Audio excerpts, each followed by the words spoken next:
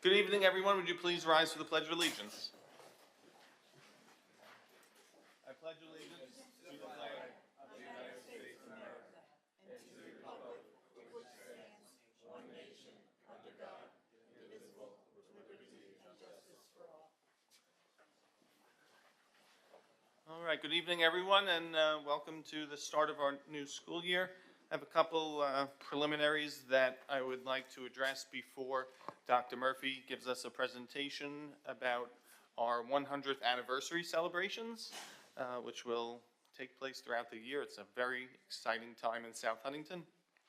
And the first is I would like to ask for a moment of silence. Today, unfortunately, our country was once again met with violence at a school that left 4 dead, at least, including 2 students and 2 teachers, and countless others who have had their lives impacted. Obviously, this is heartbreaking. 2 students who went on a bus this morning, eager to learn, but not to return. 2 teachers who went in their car, excited to teach their students, but not to return to their children, their husbands, wives, siblings, and parents. I cannot think of anything sadder, and we express our thoughts to the people of Georgia as well as the Appalachia High School and their community, and give a moment of silence in recognition of their lives.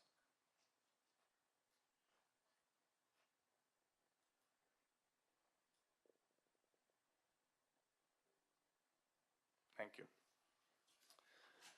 Secondly, just wanted to update the community. In June or May, I provided an update stating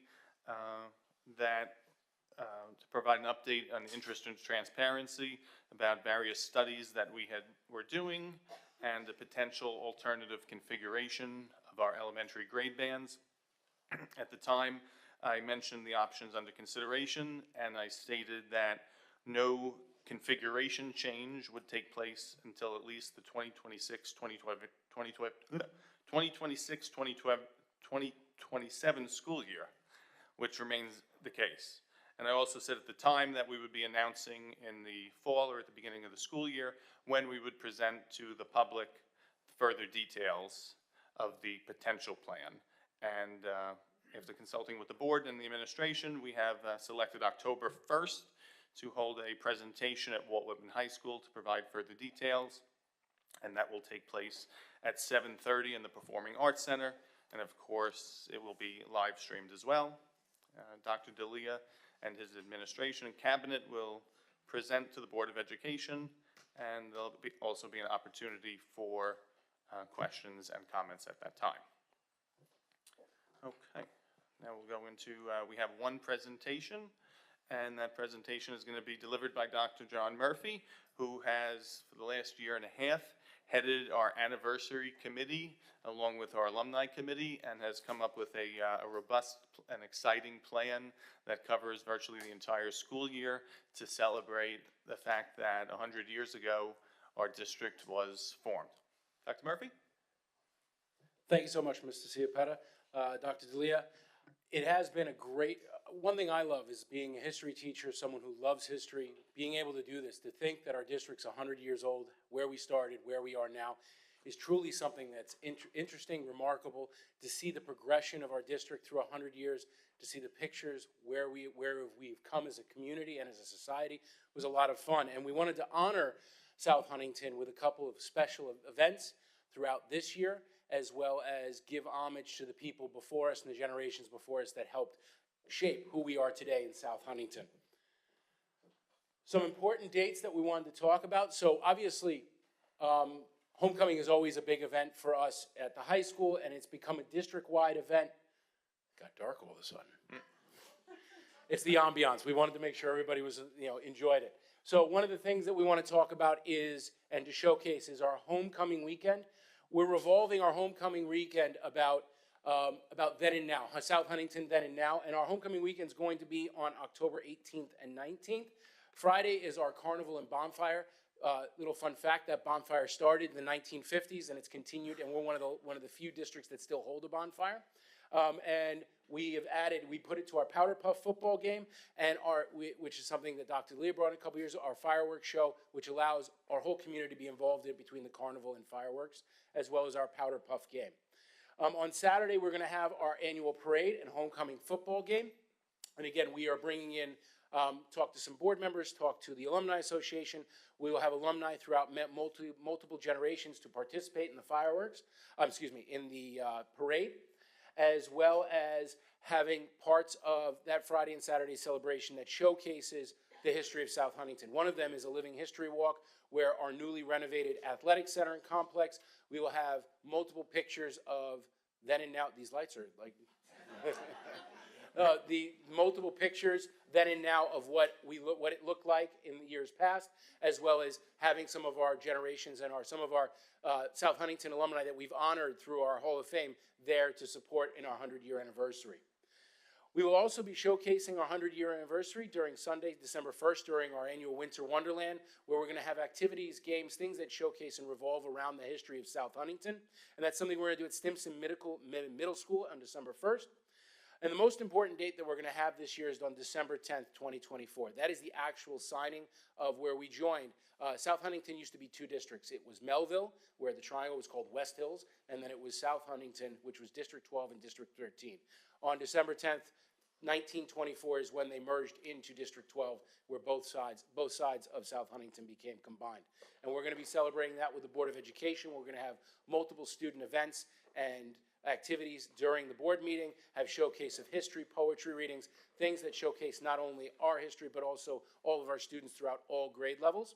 In that same week, we're going to have a 100th birthday celebration. This will be at Mateo's, where we're going to be able to showcase and be able just have a celebration. Almost we're calling it like an upscale happy birthday party for our district, and that will take place on Thursday, December 12th. The one that's really exciting in the spring is that we're going to have we rented out Adventureland, where all our community residents at a reduced price will go in, and they're going to have, where they're closed down the park, and it's just South Huntington. They're calling it South Huntington Day. It's especially geared towards our little ones, because obviously homecoming is more of a secondary event, but we always, with the carnival, we bring the younger ones in. But this is really for our younger students to be able to get involved and to celebrate the history of South Huntington. On that same weekend, on May 4th, what we're going to do, and this is something that our kids have been working on, our district's been working on, our principals, we thought it was great through these 18 months, is we wanted to have something to remember. I think about 100 years ago and what has changed throughout our own society and our community. Everything from transportation, landing on the moon, cell phones, computers. I mean, there is so much that's changed in 100 years. And what's great is we want our kids to be involved in that, so we are doing a district time capsule be laid into Walt Whitman near the athletic complex, where every building will be taking part in it and having their own box. We're doing 50 years because we've been talking to especially the high school kids, as well as the middle school and elementary, it'd be great for a 10-year-old to come back when they're 60 years old and see what they're able, and see the reaction of how it goes in. And it's funny, the conversations we've been having, I said, well, what are you going to put in it? Because if you put in a jump drive or a CD, think about 30 years ago, there were cassette tapes. You don't know if the technology is going to be able to use. So we've had a lot of interesting conversation of what's going to go in this box to represent who we are as a community and society. So it's brought great conversations with all grades to kind of have this unique conversation. What identifies us as a community and us as a people during this time frame? So it's really just a living history kind of lesson. And we're going to be dropping that in during a picnic that will be on May 4th, where we're going to have activities, music, and we'll have the whole district come in as we lay this down and lay the cement stove down with the bronze plaque that says won't open until 50 years from that date. So it's going to be kind of a culminating great event. Now, highlights, one of the things that we want, some things that will go on throughout the year. During every Board of Ed meeting during this year's months, we will be having a building represent either through musical events, poetry readings, something that's showcasing that building throughout every board meeting. So September, October, obviously the next September event, as well as October, Walt Whitman High School will have musical events, we'll have fun facts, something that represents our high school students. In November, it'll be Stimson, January, Countrywood, February will be Maplewood, March will be Birchwood, April will be Oakwood, and we'll be culminating with Silaswood during the May and June months. We are also going to have, every building is having 100 fun facts of wisdom about the district, and they give them out in their announcements, where it will be like the one I told, where how South Huntington was formed, who the first principal was of maybe that particular building, when was that building built, who are some famous people to come from the district. It's 100 days. We always celebrate, especially in the elementaries, those 100 days of school. We've just kind of translated that as a fun fact for 100 years worth. And what we're doing is we're doing a gallery walkthrough. As you can notice, the panels on the bottom, they're huge screens. They're going to first be presented at the homecoming game, and we did some fun facts. We did a lot of research. This was done through when we built our heritage room, is we found pictures of South Huntington throughout 100 years. So for fun things, there was a drive-in movie theater right out the outskirts of the district. Where the Best Buy was actually a bowling alley.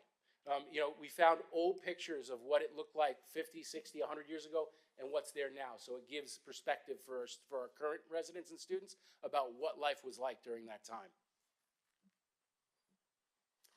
Some of the things we reached out a lot to our Alumni Association and community for donations and fundraising ideas. So as you see this panel on the left-hand side, if they're not up, they will be up in the next day or two, as every building in our district has this banner where it's celebrating 100 years of South Huntington Wildcats, and we're going to have multiple of these banners throughout every building so that we can kind of identify this as a time and a year of celebration.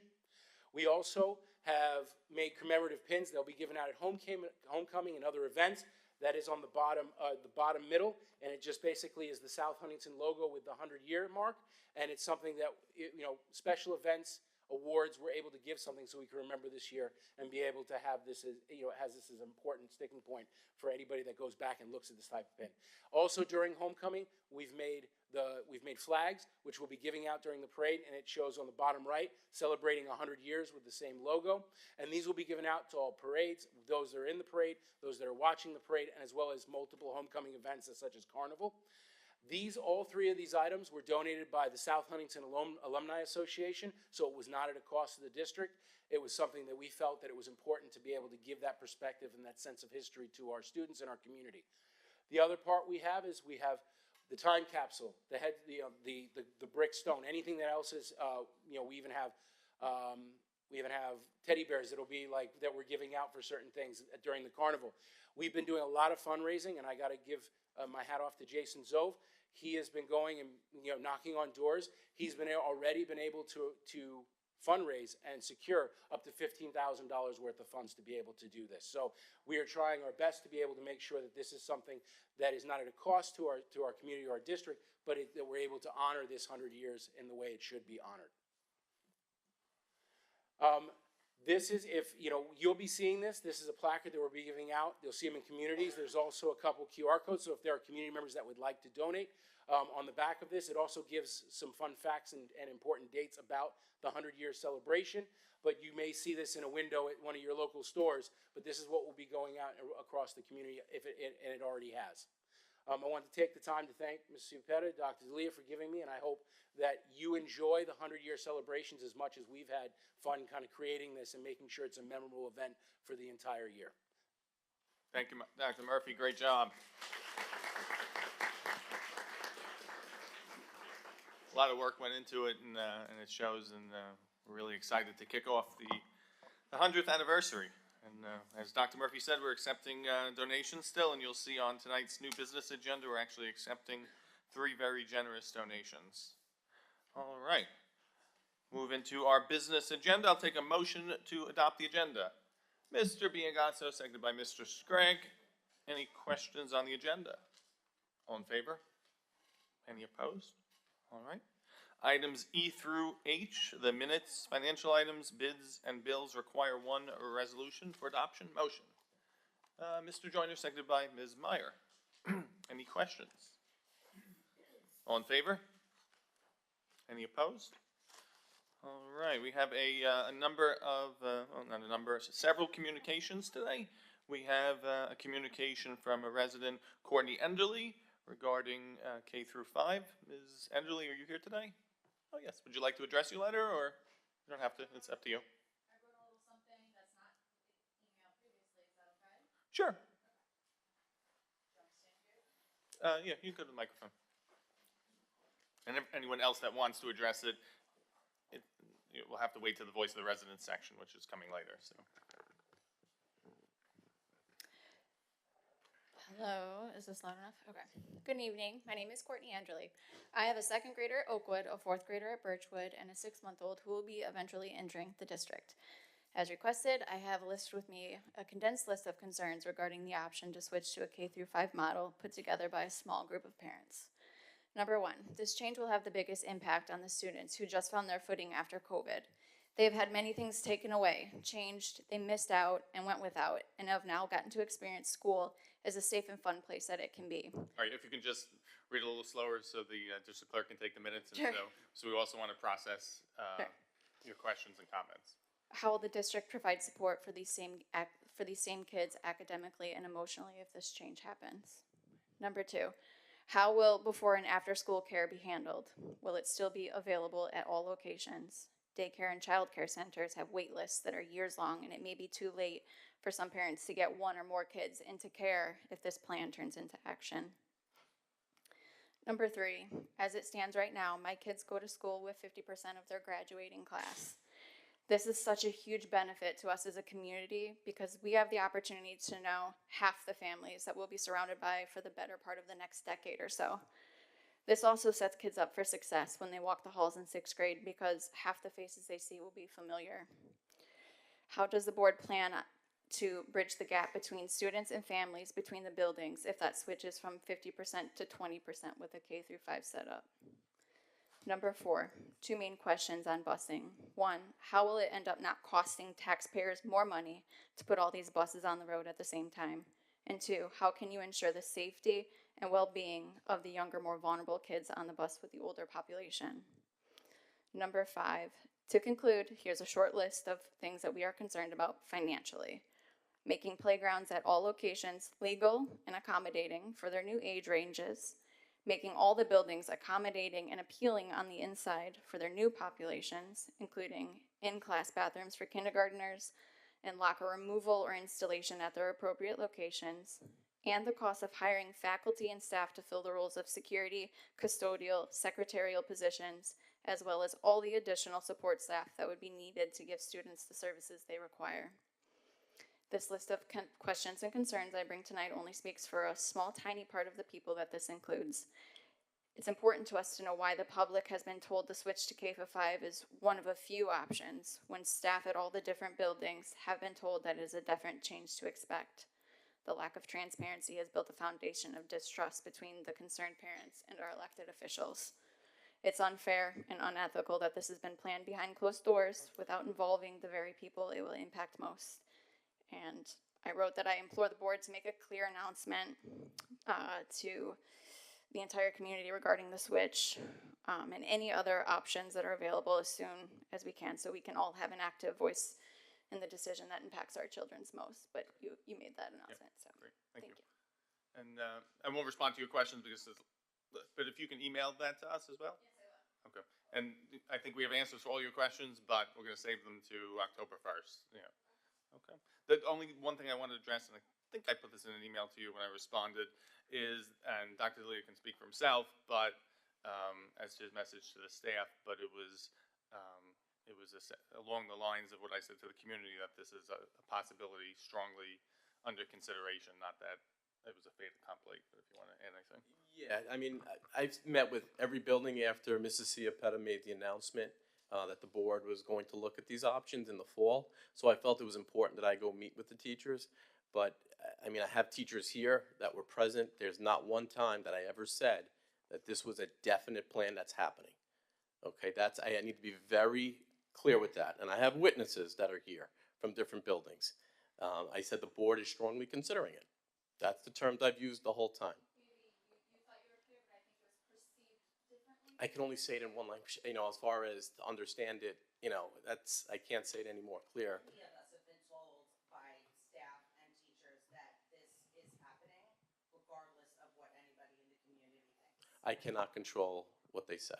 So you're saying that's not true? It is not true. you know, I mean, I do have, like I said, teachers that are here. I don't want to put them on the spot, but I'd never use the words, because then why would we have a presentation in the fall? So, No. I'm sorry. We're in the communication section of the agenda, so Ms. Enderly got to speak because she wrote a communication to the board. When we do our new business section next, and then we have comments by residents, so if you'd like to say something at that point, that's the time of the agenda that we get to do that. Okay? Okay, we have a communication from Evelyn Dull. Is Ms. Dull here? That was regarding some field maintenance at Oakwood Primary Center. I corresponded with her last night and let her know that we are addressing that immediately. And then finally, we have a communication from April Henry regarding expanding STEM facilities at Stimson and Whitman. Ms. Henry, are you here? Okay. All right, with that said, we will go into our new business. And the first new business item is a donation to the district. In the district, there's several of these on here, and they're all in connection with the district's 100th anniversary. And the district approves donations if they are $1,000 or more, so these are always significant donations. And the first donation is from Mr. James Tomeo from Seasonal Scapes in honor of the district's anniversary. Is there a motion to discuss? Oh, yes. Yeah, Ms. Meyer. Seconded by Mr. Joyner. Any questions on the donation? All in favor? Any opposed? We thank you. We thank Seasonal Scapes for their donation. Mr. Tomeo, you here today? Thank you so much. Appreciate it. We'll have an opportunity for a picture after our other donations. We have item 2 is a request to remain in South Huntington for 2 students. Is there a motion to discuss? Mr. Scragg, seconded by Mr. Bronson. This matter was discussed in executive session. Are there any questions? All in favor? All in favor? All opposed? Okay. The request to remain is denied. And if you can, Ms. Caliendo, send a letter to the parents letting them know that. We'll move on to new business item number 3, an out-of-district placement with the Hills Academy at Half Hollow Hills Central School District. Is there a motion? Oh, Mr. Biangasso, seconded by Mr. Bronson. And Mr. Lombardo, welcome. Thank you. Mr. Ciapata, this placement is for a student who has a history of school avoidance and significant social emotional needs. The student requires a small structured placement with mental health and academic support. The Hills Academy offers a program that can do both of those things. Great. Any other questions? All in favor? Any opposed? All right. Moving on to new business. Item number 4 is another out-of-district placement. This one with the Eden 2 School for Autistic Children, the Genesis program. Is there a motion? Mr. Joyner, seconded by Mr. Scragg. Ms. Lombardo again. Sure. This placement is for a 2nd grade student who has significant behavioral, academic, and independent living skill deficits. The student is nonverbal and uses a communication device. The Eden 2 Institute offers a small 612 program and classrooms with a certified teacher, dedicated behavior specialist, and communication specialist, and in this case, a one-to-one teacher aide. Great. Any further questions?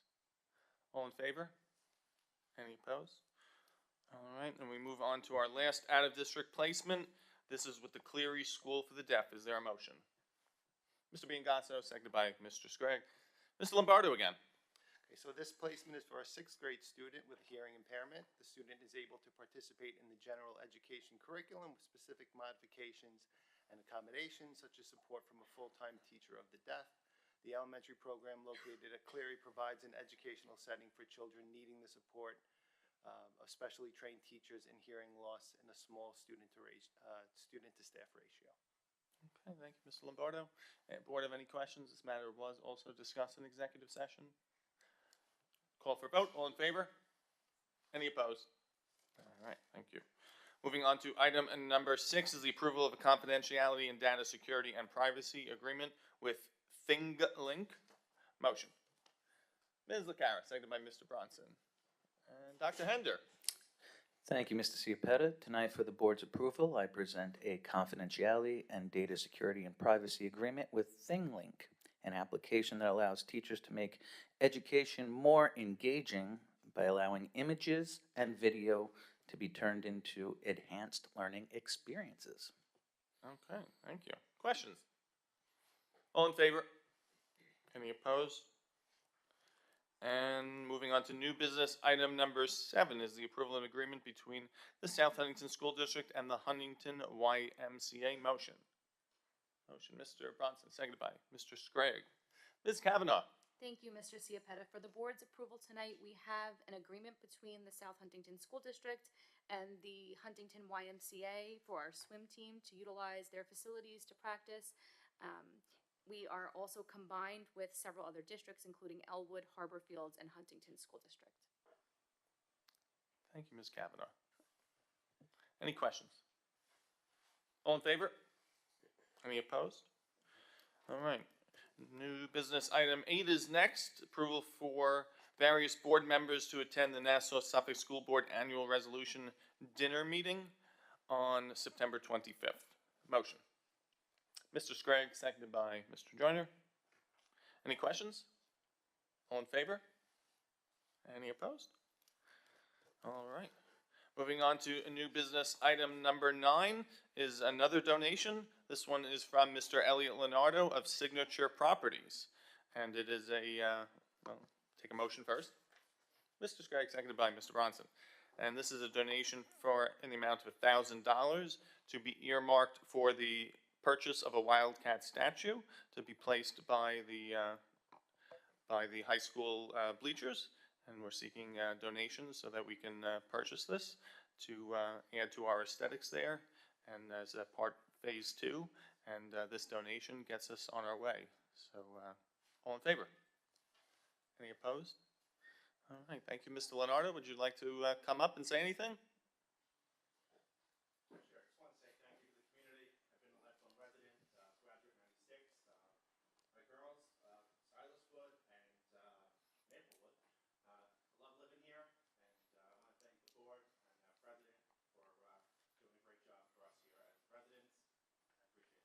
Thank you. And we have a small check in hand from you, but I think you have a larger check.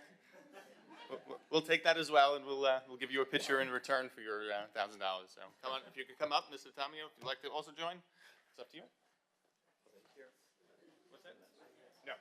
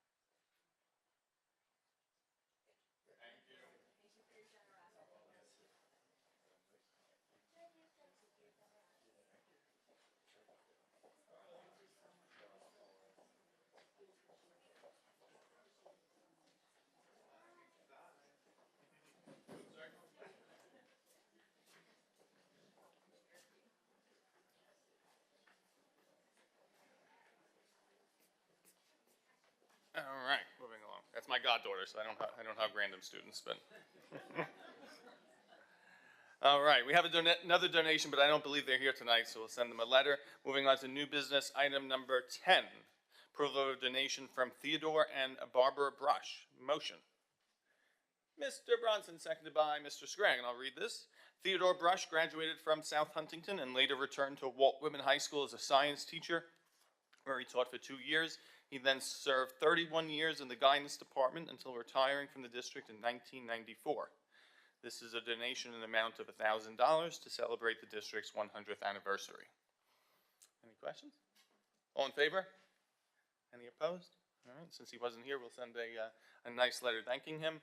And we also always do our Friends of South Huntington board meeting, which this year we'll do in the spring to recognize everyone, because these are only some of the contributions. The board approves just the ones over $1,000, but we receive many, many other donations for this year's festivities as well that fall below that amount. All right, we'll move on to item number 11 is the approval of a consultant agreement for the 2024-2025 school year. Motion. Ms. Meyer, seconded by Mr. Biangasso. Dr. D'Elia? Yes, this is a consultant agreement with a very familiar name, Jim Polanski, the former superintendent up in Huntington, and he was also I forgot the exact year, 2008, I believe, or 9, 2008, 9, Principal of the Year for New York State. And he was actually my mentor as a superintendent. You get a first-year mentor, and I know the work that Jim does, and we provide a lot of mentoring to our teachers and a lot of others. And we have about 14 probationary administrators, and this is not evaluative, this is informative, and this will be very supportive of our probationary administrators. So we're, I think, very fortunate to get somebody of this caliber to work with us. No, indeed. Thank you, Dr. D'Elia, for reaching out and bringing this to our attention. Obviously, Mr. Polanski has a stellar record here and in Huntington, and you know, it's a good compliment. We have our teacher mentor program, and to have an administrative mentor program, especially at this point in time, makes a lot of sense. Other comments by board members? All in favor? Any opposed? All right. Moving on to our Committee on Special Education, we have recommendations of the placements of students by the Committee on Special Education, dates that are listed in April, June, July, August, and then the Committee on Preschool Special Education, dates listed in June, July, and August. Motion. Mr. Scragg, seconded by Ms. LaCara. All in favor? Any opposed? All right, we're moving into our personnel sections. We have personnel schedules 2, 6, 9, 11, 12, 15, 16, 19, 20, and 22. Is there a motion? Ms. Meyer, seconded by Mr. Joyner. Any questions? All in favor? Any opposed? All right, committee reports are listed. The Facilities Committee met on July 11th to review ongoing construction work in the district, many of which you can see. And we also had a meeting in August, and we have another meeting scheduled for September. Our future meetings are listed. Our next meeting will be September 18th at the James Cade Administrative Offices. That's a full Board of Education meeting. And in addition to that, our October 1st presentation as well, which I just mentioned at Wall Whitman High School at 7:30 p.m. Comments by board members? Ms. Meyer. Thank you, Mr. Ciapetta. I just want to congratulate everyone on what seems to have been a very, very successful first day of school in this new school year. It was wonderful to see so many administrators, especially some of our newer administrators, out there smiling, greeting, and welcoming students. We had absolutely perfect weather. And of course, apart from our administrators and teachers who are out there and very visible, just want to thank all those that work tirelessly behind the scenes to prepare and make sure that the first day is smooth. Our school nurses, custodial staff, our bus drivers, our TAs, our paras. Once again, the South Huntington community has really shown through, so thank you. Thank you, Ms. Meyer. Other comments? All right, Dr. D'Elia. Yes, I'm just going to echo Ms. Meyer's comments. We definitely had a very successful start. I know there could be a little transportation, few issues going out there, and trust me, Mr. Conway, myself, the transportation department, we are all over it. The best news a superintendent can always hear on the second day of school is that transportation is improving. So we have to make sure by the end of next week, if we still have lingering issues, we will have to potentially make some decisions. But we're hoping we can work them all out prior to that time period. But please stay patient. I've been in this industry for a long time, and I don't think there's ever been a year where there hasn't been an opening transportation glitch. But we're on it. I just want to make sure the community knows that. And we are super looking forward to this school year. It's going to be another outstanding year here. Not just because it's the 100th year, that's a big deal, but we have a lot of good things going on, and we got a great team here all the way around, the entire staff, and it was a pleasure being at the buildings yesterday in the morning. I had the opportunity, I was at Maplewood, and seeing all those smiling faces coming in, and I know some of them were off their sleep pattern because they had to get up a little earlier yesterday, but we know that they're going to have a great school year, so here's that. Thank you. Great, thank you, Dr. Lee. And yeah, we've seen a lot of excitement already, enormous turnout for our sports teams, including the new JV2 teams that we added. They seem to be very successful as well, and a lot of interest throughout the district so far. All right, moving on to Voice of the Residents. So if anyone would want to address the Board of Education on any topic, now is your choice. I believe. Oh, yeah, come up to the microphone, please. Yeah, go ahead, thank you. If you could just state your name for the record. Thank you. I've been talking in front of people, so bear with me. That's okay. My name is Joanna Yanati. I am born and raised here. I've lived here for just about 40 years. My son is a 5th grader at Birchwood. First, I mean, we did kind of address it, but a lot of people who I know personally told me today that they weren't going to bother coming because they've been told, like I said, by staff, teachers, that their opinion doesn't matter. The changes are happening anyway. Granted, it's been said that that's not true, but I think it needs to be addressed because as a community, we don't want to be discouraged and disenfranchised. We want to be heard. You know, we live here, we own property here, we have students in the school, so it's important that, you know, what we think isn't ignored. Personally, I remember I was here when the schools were divided by neighborhoods, and it was not like it is now. There was a lot of economic disparity, a lot of racial disparity, problems, gang violence in the high school, which we have nearly eradicated. You know, I'm going back 30, 35 years, but it was a problem. Now our district is, not only is it richly diverse, but it's richly diverse in such a way that I have never seen before from another school district. Everyone, there's no disparity. All the students get along. This is a massive achievement. I mean, to be a school with Title I funding and an A+ rating is an achievement. So I personally believe that we accomplished that by the way the district is divided. Everyone is together, no matter where you come from, you know, from the very beginning. And I think it needs to be considered, you know, really a lot that, like, if we make this change, is it going to affect, you know, the way our diversity, how diverse our community is, and in such a positive way.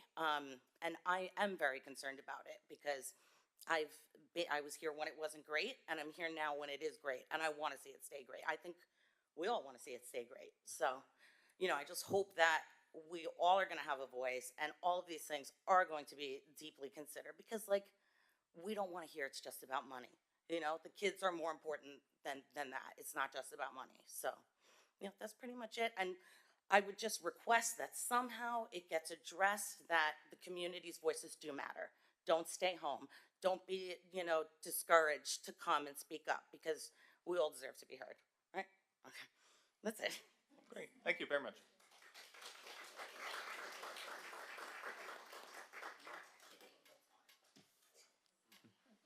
Anyone else, ma'am? Yeah, go ahead. Hi. My name is Simone Blum. I have 2 second graders and a 5th grader, and I love this district. I have to say, you know, there's, you know, like all these people start talking about like a lot of these neighboring districts, and when I first moved here, I thought, I should move, but every year that I'm here, I'm more convinced that this is the best district, bar none. Seriously, the teachers are dedicated, the principals are dedicated. The special ed is amazing. I'm really grateful for this district. And I've always said, like, one of the genius things that we do is we keep little kids together, K to 2, and then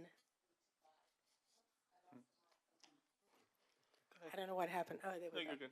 K to 2, and then 3 to 5. And then, you know, when things get really hairy in 6th grade and kids get really mean, we put them all together, smooth them over, you know, get them all friends, and then move them on. And I've actually, You know, I thought this was deliberate. I thought it's genius. And it really concerns me that we're going to change that. A couple, like Joanna's mentioned, and a couple of other people have mentioned, our kids are going to go from knowing like 50% of the district to knowing 20%, and then moving them into the higher grades. This is a massive district, and it's only growing. And I think that we're probably going to end up experiencing a lot of problems with clickiness and social issues. That's concerning. So at least that's my opinion. I also have a ton of questions. I don't know if it's okay for me to read them out, and I'll be Go ahead. glad Go ahead. to email them. Yeah, if you email, it's helpful, but you can read them out, yeah. But I'd also like to know, like, what other solutions are being considered? Because we've only heard the one. Like, are there any other things on the table, or is this the only thing that's currently on the table? Dr. D'Elia will present, he will go through other options that have been considered, which are not being recommended for various reasons, but So you're saying that this is the only thing that's currently being considered, is that correct? it's a proposal. It's it's option A. I see. Okay, let me get to my questions. Bear with me a second, sorry.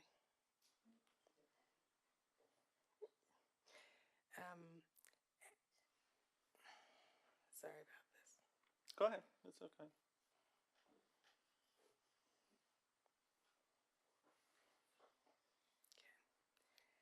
All right, so for the socioeconomic impact, how does the district plan to ensure the socioeconomic diversity across all schools following the reconfiguration to prevent concentrations of disadvantaged students in certain schools?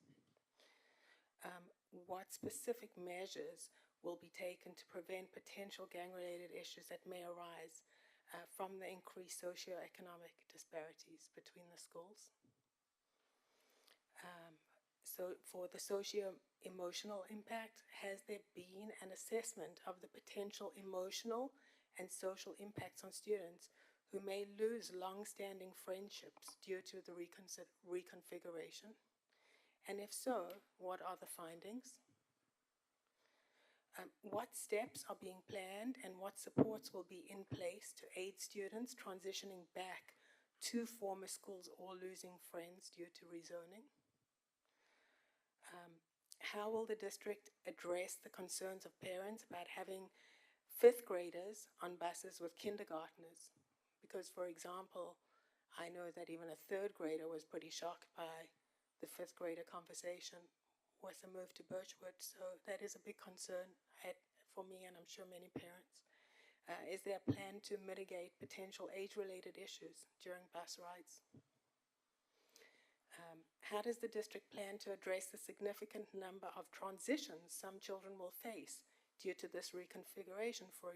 For instance, fifth graders will have to transfer back from the intermediate to elementary, and then spend only a year there, and then another year. Then they got to go to Silas with another year. So really, they have 2 years, 1 year, another year. It's a crazy amount of transition for kids.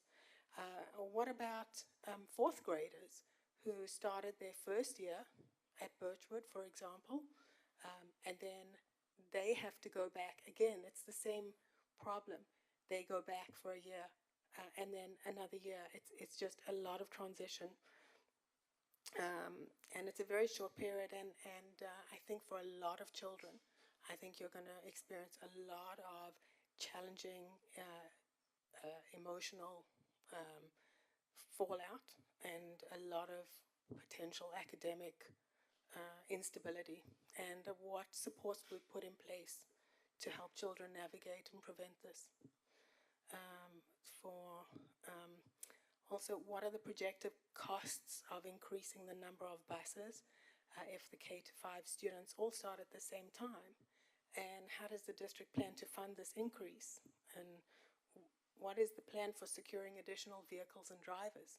Because even now, it's very challenging to get enough drivers, so I'm not sure what the plan is, but I'd be interested to know. How will the district ensure that future busing contracts or purchases of buses are cost effective while also accommodating the reconfiguration plan? Also, has the district, told you I have a lot of questions. It's okay. And we have answers to almost all of them. I'm not, I'm just letting you continue because Yeah. Dr. Delia is going to incorporate most of those in the presentation. Okay. Has the district explored alternative reconfiguration models that would maintain the current school setup? And are we privy to it? In other words, you mentioned that this is the only one being presented, but why are we not being presented with any other potential models? What studies or data have been used to justify the reconfiguration? And how will the community be involved in the decision-making process? What contingency plans are in place if the projected outcomes of the reconfiguration are not realized? For the long-term impact, how will the district monitor the long-term socio-emotional and academic impacts on students affected by the reconfiguration? And what metrics will be used to assess the success of it? Has the district considered the impact of potential family relocations out of the district due to dissatisfaction with the reconfiguration? And how would that affect funding and resource allocation? And then has the district considered how the changes will affect our district's current funding, the Title I funding and classification status, and how is it going to be divided among the lines? So those were some of my questions. I'll stop here. And I will email them, but I think some other people had some other questions, but those were my main ones. Great. Thank you so much. And if you can email us as well on that. I will. Thank you. Appreciate it. Thank you.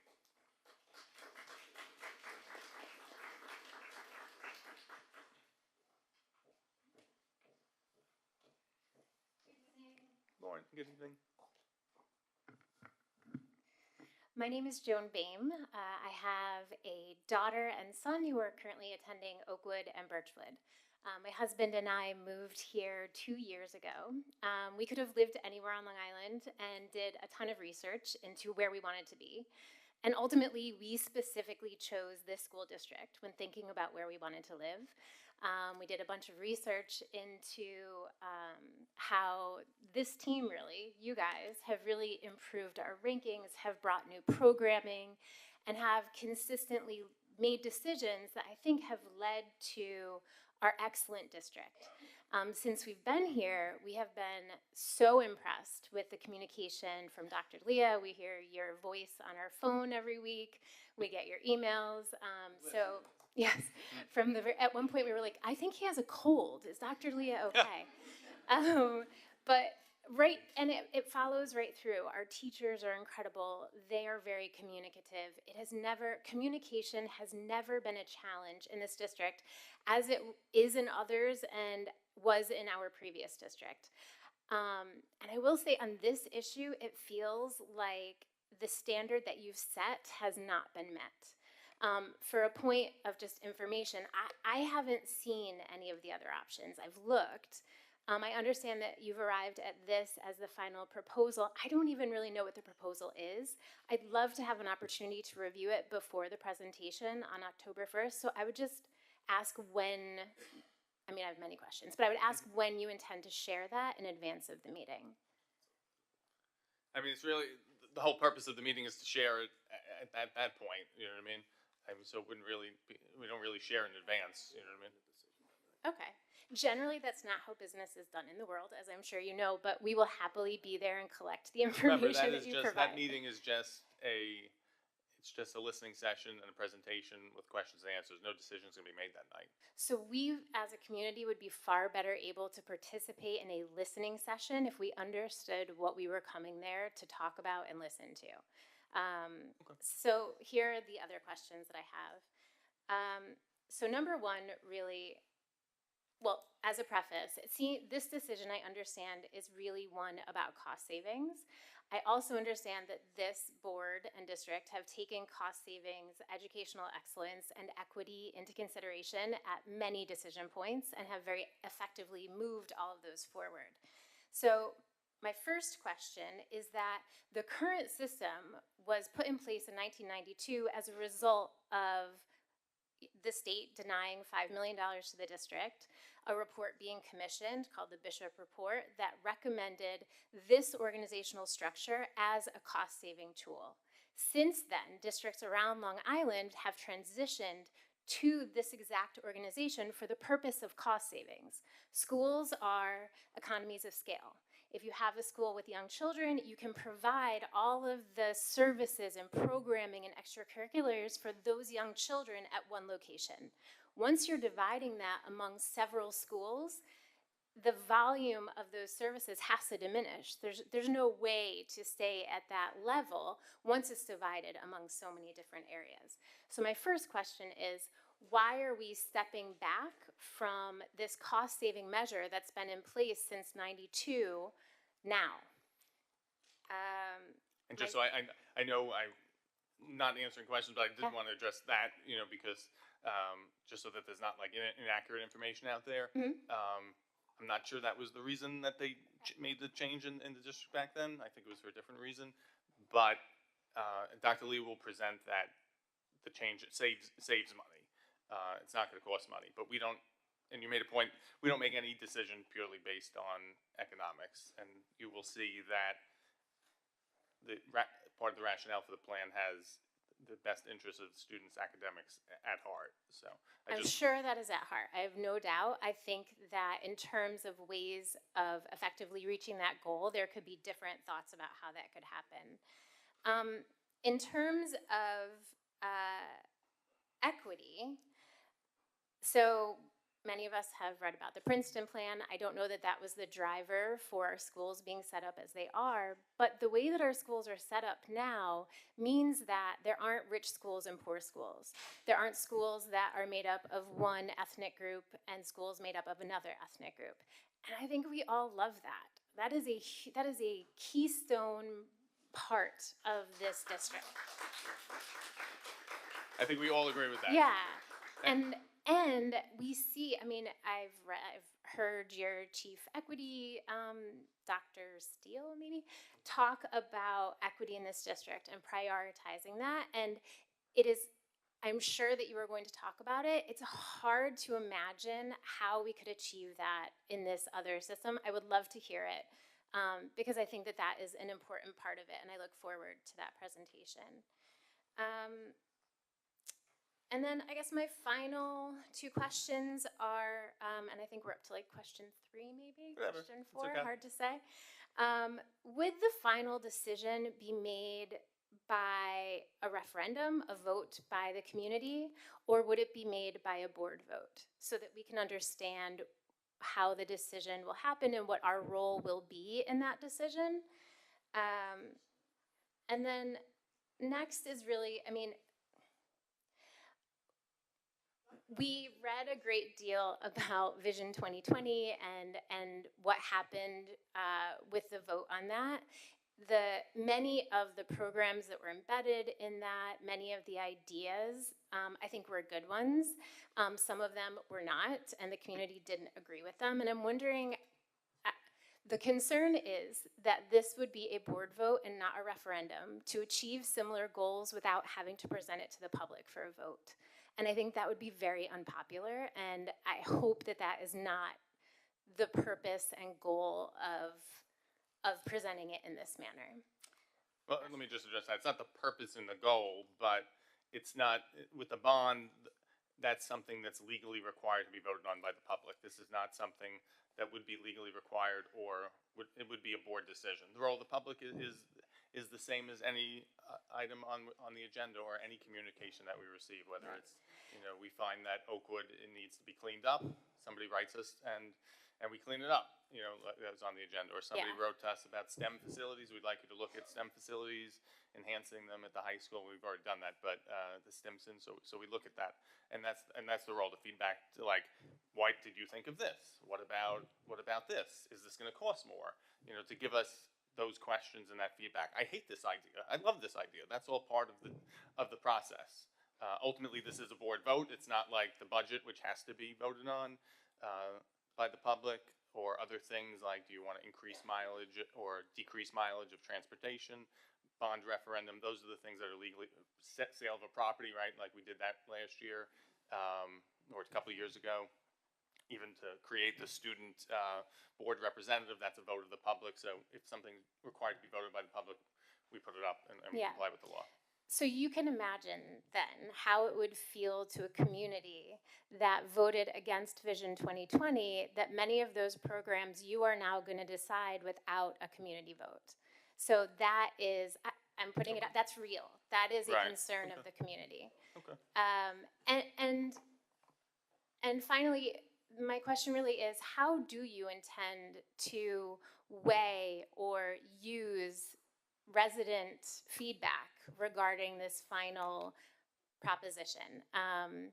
I have no doubt that you genuinely feel that this is what's best for the community. My hope is that you would allow the community itself to weigh in on that and have a really significant voice in what really is in our own best interest. Sure. Thank yeah, you. absolutely.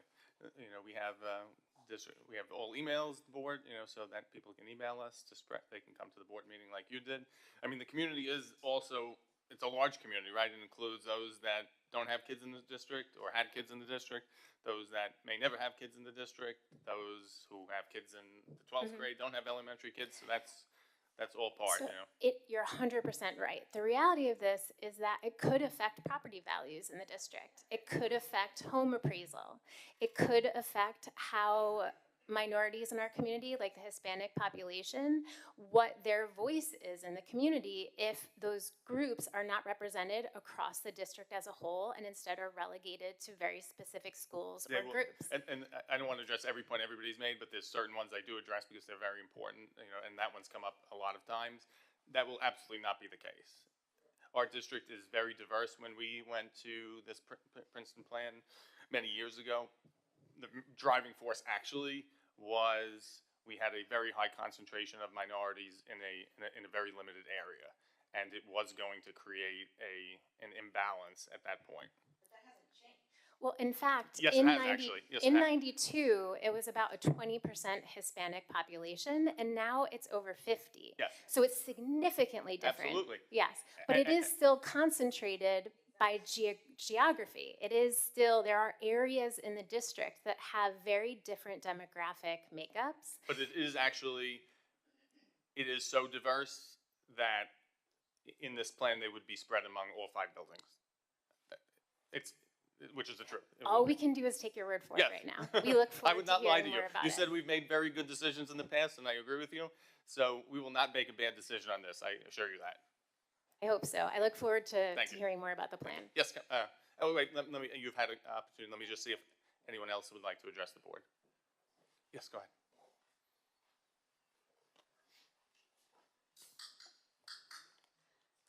Hi, I'm sure everyone knows me. I'm Susan Castro. Nice to see everybody. I have a couple of questions or statements regarding, I guess, the redistricting. I'll even break this. Okay. Do I have to go lower? Okay. A lot of people have said that we're doing this because we need more space or we need to redo the buildings. This is one of the things that has come onto, we got to redo the portables, or we got to do this, and we got to do that. And why don't we stop getting all these assistant superintendents into our school. This is one of the school districts that has the most assistant superintendents. And in the 5 years that I've been here, we've literally changed over superintendents, I think, 6 times for various different people. And everyone's consistently moving and everything else. And this is where all our money is going, because my child, who is a special needs child in this community, is not getting services because there's no money in the district. So this is where my issue comes into play, that we're talking about, hey, we're going to make this building another K through 5 building. Why don't we just make Silas a UPK center, make the building next to the library the new 6th grade center, or put Countrywood kids in that building, redo Countrywood, and then put them back in. Put the other kids from Birchwood in there, and then redo the schools. Use our funding for what we currently have, instead of now we're just going to be like, oh, okay, you know what, let's make all the buildings K through 5, and now we're going to spend more money trying to find busing. Now we're going to make school 9 to 3, where, okay, so parents don't have 9 to 5 jobs, right? So how are the parents going to get their kids to school before they have to go to work? Now you got to find before care even more so. You know, I have a 2nd grader who's currently in Countrywood who's not even 40 inches tall. So you're telling me you want her on a bus with 5th graders? 5th graders who's talking about sex already. This is what you want to do. Or you're going to bus students from North Huntington Station to Countrywood. So now you're going to put kids on a bus for a half an hour just for a geographic location? You know, we moved here 5 years ago. I'm from Amityville. Okay, you want to talk about diversity? There is none in Amityville. Okay, and I border Massapequa. Massapequa had 6 schools that are K through 5. You think that's going well? Maybe. But do you know how many kids are in each school? Do you know how much drama there is going on there? Why can't we utilize our funding for what we currently need? We're doing our 100th anniversary celebration. We're using funding for that. But yet my kid is having services taken away from special education. So I don't understand what the priority is for the school district. I also really don't understand how there have been several people here tonight asking questions about a proposed idea that we are being told, oh, it'll be presented on October 1st. You'll have your answers then. We're not going to answer any questions right now. October 1st, you'll get your presentation. We're only getting one presentation, and it's basically, this is what it is, and if you guys don't like it, it doesn't matter because you don't have a vote. You didn't say there was only one No, presentation. no.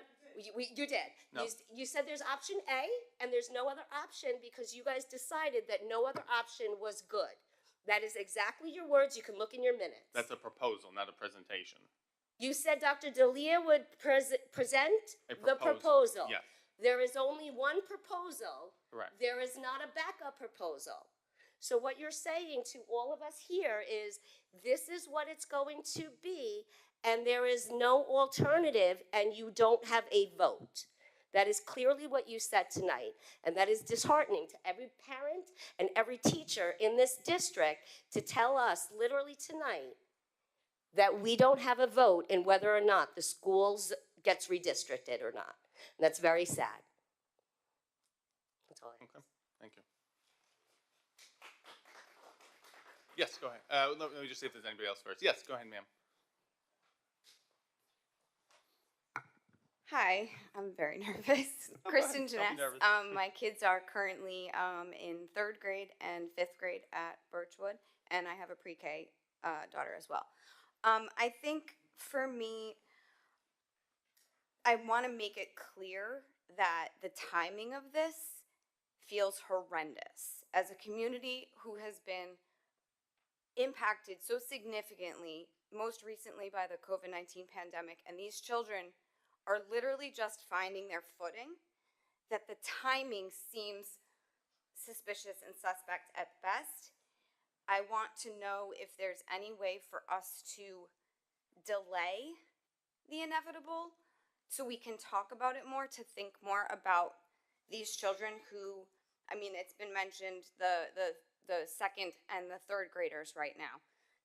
The 2nd graders will have 5 transitions in 6 years if this goes through. I mean, some might not because of where they get zoned, but at, best 4. So really the timing just I feel like this is very rushed.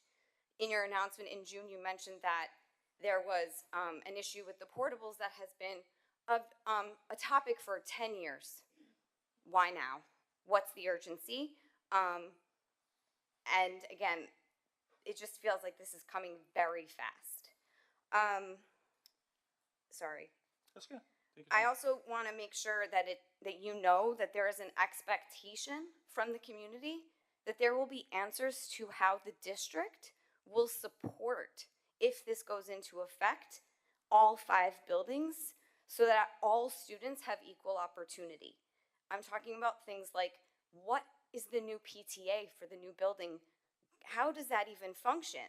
Like, where do they come from? How do they get voted in? At what point did they get a budget? There's a lot of questions that I don't understand how that could even work. The PTA, just so we're not connected to the PTA. I understand, but if you disrupt this, like, where's the support, right, for figuring that out? Where does that come from? As a community member, I don't know, so I'm sure others don't know as well. So just thinking like in that way, you know, managing all 5 buildings in that safe and accessible way that has been mentioned tonight, 5 bus routes, making sure that all of the students are safe.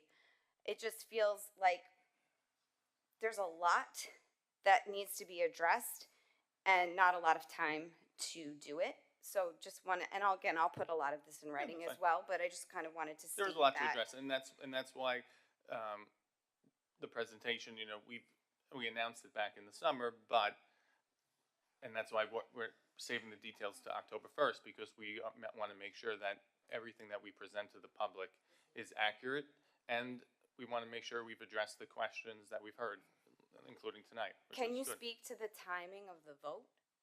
If it's addressed on October 1st to the community, I imagine there will be a lot more feedback after the presentation. What's the timing of the vote? There's no timing on that.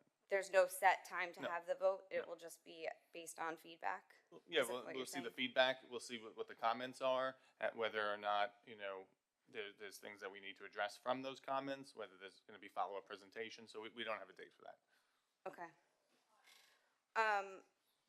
I think I just want to kind of go on record that everything said up until this point is something that I also feel really strongly about, so I'm not going to go through all of those questions again, but, you know, I just wanted to thank you for the opportunity to speak Thank you. tonight. Yeah, and I think a lot of the comments that have been addressed tonight, I think people, once they see the presentation, will feel much more comfortable with the level of detail and thought that Dr. D'Elia and his staff has put into it, because a lot of these questions, nearly all of them, have been thought of and will be discussed and presented on October 1st. Yes, yes. Sorry, let me just see, was there anyone else who wanted to address the board? Okay, go ahead. Yes, sure, Ms. Enderle, go ahead. Sorry, just for further clarification, this is proposed to take place 26, 27? At the earliest, yes. And we have no deadline on when this decision could be made. So it could be the end of this school year, giving parents 1 year to find before care for a new time change. I feel like we should get this, I mean, we need answers. We got planning to do. There's wait lists. There's no babysitters Understood. because, Okay. you know. I don't want to give you a date. If I told you like we were going to vote at the very next board meeting, you would be like, "Oh my God, you haven't even No, I listened know. to our I'm feedback, just. right?" I mean, This is something to think about. Yeah. We've got planning to do if sure. if Yeah. this is 26, 27. Right. I don't think it would go on for months, but I don't want to set a date when the board would vote. I think that would be, you know, I as you agree, said, right? You but- want us to listen and hear from you. We want to do that, and saying Okay. like we're going to absolutely vote on this date, that Right. wouldn't be the right thing to do. Just to clarify, though, like I We mean, won't wait months. Okay. Thank you. Yes, ma'am. I just had one last question, and maybe I misunderstood. Okay. But you had said that we need to, or we have to have in the meeting approval on spending, and that has to come up in the meeting, but by law. But this decision is not really required by law. So, for example, if we accept donations, or if there's an increase in like transportation costs, that's something that needs to be discussed in a board meeting, for Well, example. But this yeah. decision can be a board decision and without the community vote. Is that correct? Did I understand that correctly? Yes and no. Okay. Let me clarify. So Let me am I clarify to that. understand correctly? Wait, then- let me clarify that point. Every single decision the board makes has to be discussed and voted on in public. That we're governed by the open meetings law, so we have to do that. There's certain decisions that the board votes on that also need to be voted on by the public. That would be the purchase or sale of land, bonding, and the budget. Those are the main things, as well as certain other referendums, if we want to establish certain reserves. Other decisions, like the ones on the agenda tonight, the board votes on. So you're saying that if we make these changes, it will not impact the budget, so the community is not required to vote because this will not impact the budget at all? And is that correct? We think it's going to be a savings, which we will present, but You think? well, we're going to present it to you. Yes, it's going to be a savings, but I don't want to. I'm not going to write it. But you will vote on the budget next year as well. You always vote on the budget. Every year you have to vote on the budget. So what happens if the reconfiguration is done, but the new budget is now higher because of unanticipated costs? Because any change brings unanticipated costs. Anyone in business knows that, right? Then can the community vote against those changes? And then what happens? Do we go back to where we are? I mean, not really. I mean, it's then going to what save. happens? It's going to save money because there's going to be a significant transportation savings, in addition to the cost of not having to replace the portables, which Dr. D'Elia is going to detail. There's going to be tremendous transportation savings because the part of the plan is not to use our outside vendors and contractors anymore for buses, which charges us a lot of money. So that's where a lot of the savings comes from. Do you see how this might feel somewhat subversive, that it will directly impact the budget? The public is required to vote on the budget, and yet we don't get a vote. Do you see how this might land for the community? No, Does anyone else see it? We see it. Okay, thank you. I just have one more question. You know, we're not getting a vote, it's your decision, right? If 50% of the community doesn't agree, is that gonna be taken into consideration? Sure. Like, you know, that's what we're all concerned Right. about. Absolutely, yeah. That's a lot of people. I mean, we have 25,000 in the community and 13,000 came out, then we would. Well, every person, you know, has a voice. Yeah. So, and we could petition the entire community, because lots of stay-at-home moms here that can go door to door. If we do that, and you're presented with an entire community of people who live here, own property here, some who have kids in the district, some who don't, some who've been through the district themselves, and they don't want it, we want to know we're going to be heard, you're not going to do it anyway. What we're hearing as, you know, the small folk is the decision is yours. The decision is the board's, but the board always takes community feedback. And the only proposed. That said, right, if, action right now is the rezoning of all the schools. There's like no other alternative to like maybe make one a UPK center and like a different Silas center. Like there's been nothing else to try and like figure out for Dr. D'Elia to present. he will present those, yes, he will present all. Like nothing, like investigation towards those haven't been done because you kind of nixed it in the beginning saying it's not gonna work, right? Because they're going to cost even more money, or they would require our students to go even more stops. You could do pre-KK, you could do K1, you could do 2, 3, 4, 5, 6, 7. You know. That's how I grew up going to school, so Okay. I don't know anything different than that. Okay. And I just feel like moving kids so many times. Well, this will move kids a lot less. They'll have one less move. I think overall it would really make us all sleep a little bit better tonight if you could just give us an example of something else that has been presented, just so we know that this just hasn't been decided and now you're gonna go come up with all the other ideas that you're gonna present. I'm just saying what everybody else is thinking right now. Right. Do you guys have one example that you can give us to just prove that this decision hasn't already been made? Well, the one that I just said, you could have a K-1 school. There's many formulations like that. You could do. No, not one that you're gonna think of right now. One that's already been discussed. One that They've all been researched. I think, I know everybody's anxious for the presentation, and we'd give it tonight if it was ready. We just have to wait 3 more weeks. It's going to answer all the questions in there. Dr. Lee is going to give an excellent presentation that's very detailed, and I think that will allay a lot of people's concerns. So October 1st, he'll give the presentation. Yes. And then we'll be able to discuss it that day, and then you're gonna have another meeting where that can be discussed also, since everyone's not getting the information till October 1st. Like, it's not gonna be another meeting and being voted No. at that next meeting. No. right? No. Could you guys maybe start planning your calendar for a follow-up meeting from October 1st, so we as a community can get it on our calendar? You guys- Well, I mean, we have follow-up board meetings on October 9th and October 23rd. Okay, and you just want the community to come to those specific meetings? They can come to those. I mean, we'll see. I think this warrants a specialized. Well, we have a special meeting on October 1st, But and if one, I thought that was a presentation. if one is necessary, we'll do another one. I think there should be another specialized follow-up. Yeah, we'll see how October 1st goes and what the questions are. If necessary, we'll schedule more. That's absolutely a possibility. But, I mean, maybe you guys can just get one preliminary. Yes. Is there a way, in the event that Whitman gets maxed out, is there a way to canvass opinions beyond that presentation so that this way, I know that, like we said, when the parents mentioned South Huntington's great, like I still get texts, you know, like these are the news that are happening in South Huntington. Is there a way to communicate or get feedback beyond the Whitman presentation so that this way, like I said, in the event that I show up and it's maxed out and people are no longer, like, it's just too many people? Is there a way to get? I'm sorry, what do you mean? But that there's no, oh, it seats a lot of people. It seats hundreds. And then if we have hundreds there, I'd be surprised. But it's also going to be brought on live stream as well. Yeah, no, there's like, what's the maximum occupancy, Doctor? 800? 670. That's a lot of seats, so. You have a question? Yes, go ahead.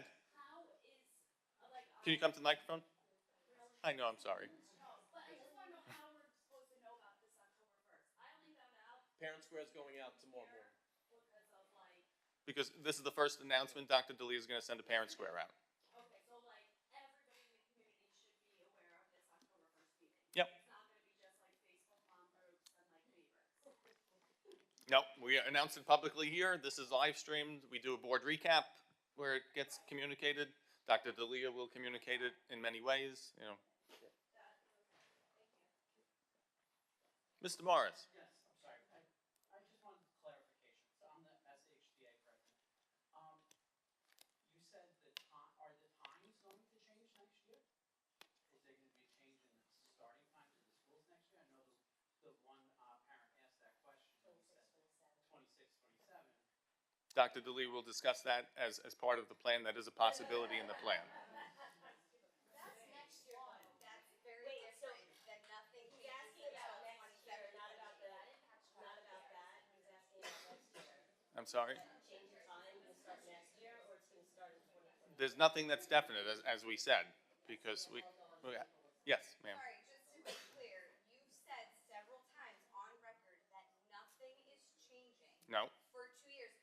In both of your announcements, you did say that nothing would change before the 26-27 school year. That's 2 years. I said, I'll read it to you what I wrote here. Further, any building configuration change would not take place until at least the 2026-2027 school year. There will be no building configuration change. Okay, again, I think you really need to think about the way that this information has been communicated to the community. This feels very stressful and very undermining of trust. And I think it's just very important for us to know, how is it, if all of the buildings next year go to a 9 to 3 start, how are parents picking up a 2nd grader at Oakwood and a 4th grader at Birchwood? How does that work? These are not easy things, and for you to present information and then expect people to, sorry, I'm gonna stop there with that point. I also wanna just also mention that for those of our community members who are not currently in the system, are you doing anything to share this information with the larger community? Because if you're not in the school system yet,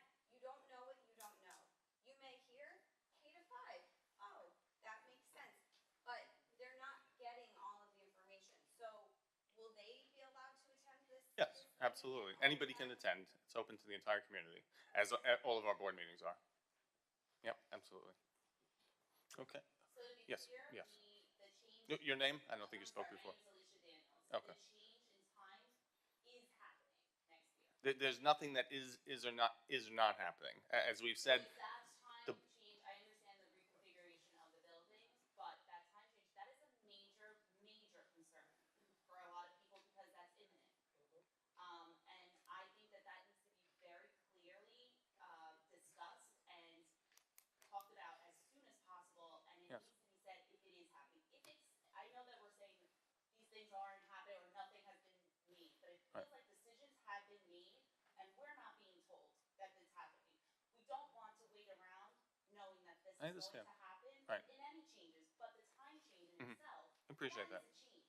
Okay, I appreciate Whether that. it's a building change or not, and it's, we are losing trust because we're not sure what the information is, and we feel like these are decisions that you already know is happening, but you don't want to say it's happening, you don't want to put it in writing.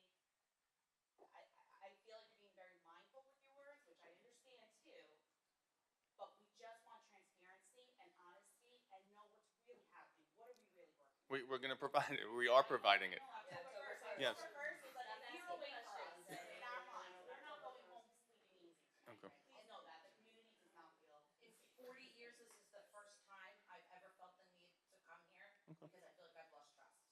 And that, you know, it says a lot about our past, but it says more about our right now. Okay. So that's where we all stand. Okay. And as I said to somebody else, if this is the same 7 board members have brought this district to great heights, the same 7 board members would not make any decision that they didn't think was in the best interest of the district. It's not the same 7 board members, but there's new people. Understood, yes. You guys are all fresh faces to me. Okay. This is also my first time getting up. Right. Can you guys just like raise your hands if you have kids in the district? Okay. I don't feel great with that. Me neither. Okay. Same for owning property in the district? I think we all have property, but I think we all do. But listen, this is not a question and answer session of the board. The board, as we said, represents the entire community. You know, the 15 people who are here, as well as the 20,000 who are home, some that have no kids in the district, never had kids, may have kids. So, as we said, you've all said we're very transparent in everything we do. We are transparent in this. We just haven't made the presentation. People are wanting answers before we make the presentation. The presentation will be very clear and explain everything that's under consideration. We're hearing a lot of rumors. That's why we're concerned. I understand, and I've tried to address those rumors, and some people post things on Facebook that are incorrect. We don't go on Facebook to clear them up. If somebody emailed me, I think somebody emailed me saying, you're changing the district next year. I answered within an hour that question. You know, if you want to email asking a particular question, we'll give you a response. We can't address, you know, rumors and innuendos. You know, we don't go on Facebook or, you know, white and, you know, maroon group, or this is our forum to answer questions. We also have emails to answer questions. We're at tons of events, and that's the forum, and we will answer many, many, many questions on October 1st. Of course, there was planning that has gone on to make this presentation. That's natural in everything. We would not come up with a half-baked idea and roll it out in June. That's why I said in June I made a statement to address the rumors that were happening at that time. We didn't give a presentation then because the presentation wasn't complete, because we wanted to address all of these things that people have to say. How are we going to make the playgrounds equal? What are we going to do about transportation? What are the transportation costs? We went through a bond that was a very contentious process, and people wanted, we have to have all of our ducks in a row. And those ducks in a row will be completed by October 1st. And that's when we will feel confident that the presentation is ready to present to the public, in which we've considered all what a lot of you said today. A lot of these things have already been considered and already been discussed by the board and planning sessions, by the facilities committee, which has met to consider other alternatives, to consider, do we replace the portables? Do we build on extensions onto the building? Dr. D'Elia will explain all of those things, how expensive that would be, how that would require another bond when we're already paying a bond, how the interest rates would be astronomical on that, how that would be unaffordable for our district, would require cuts elsewhere. So all of those things will be presented, all of those things have been thought about. I understand you're anxious for answers, but doesn't mean that we're not being transparent or respectful for you. We are, because we don't want to present something to you that's half-baked. Then you would lose confidence and faith in us if we presented something that was inaccurate. So with that, is there anyone else to address the board? Yes, ma'am. So October 1st, what time is that meeting? 7:30 p.m. Okay, perfect, thank you. You're welcome. Okay. Anyone else? What's that? Oh, you're. Well, well, that's how people will know, right?